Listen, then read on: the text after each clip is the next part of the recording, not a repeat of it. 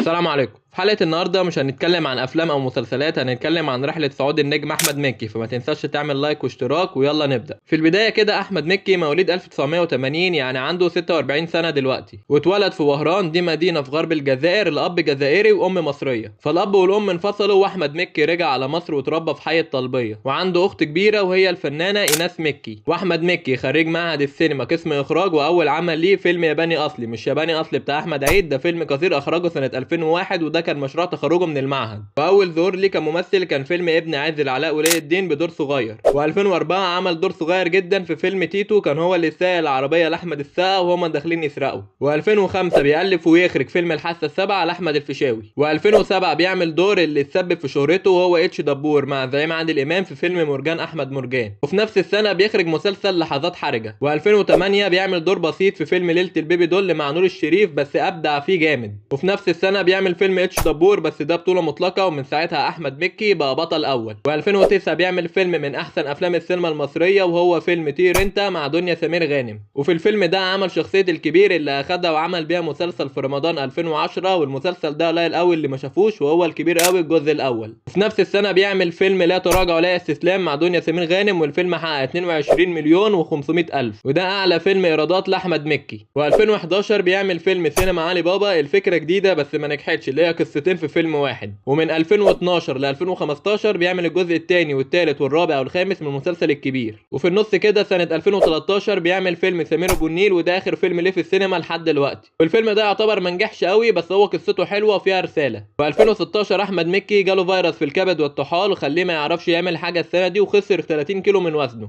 بس ربنا بيشفيه على 2017 وبيعمل لنا مسلسل خلصانه بالشيكه مع هشام ماجد وشيكو. المسلسل ده انا بحبه جدا، بس طبعا لا يقارن بالكبير. ومن 2018 لحد 2020 ما بيعملش لا افلام ولا مسلسلات، لكن بيعمل اغاني زي اغلى من الياقوت واخرة الشقاوة مع محمود الليثي. وبالنسبه لي احمد مكي احسن رابر في مصر، غير اغنيه قطر الحياه دي لوحدها في حته تانية. سنه 2021 بيرجع احمد مكي للدراما بمسلسل الاختيار الجزء الثاني مع النجم كريم عبد العزيز. طبعا في نفس السنه كان بيتعرض قصاده مسلسل ملوك الجدعنه لعمرو سعد ومصطفى شعبان، وده كان اعلى مشاهده في رمضان، بس برضه مسلسل الاختيار حقق نجاح كبير. ومن 2022 ل 2024 بيرجع بالجزء السادس والسابع والثامن من مسلسل الكبير، ودي تعتبر نهايه سلسله مسلسل من احسن مسلسلات الدراما المصريه، ويا ريت يرجعوا بجزء تاسع. ونخش على سنه 2025 موسم رمضان اللي فات، احمد مكي بيعمل مسلسل الغاوي. بالنسبه لي المسلسل ما تقارنش بالكبير ولا حتى خلصانه بشياكه، الميزه الوحيده فيه ان عمل الدراما الشعبيه صح، مش زي احمد العوضي مثلا كل مسلسل لازم يضجن في الكلام هيبقى بشويشه. ومسلسل الغاوي حقق نسبه مشاهده عاليه في رمضان 25،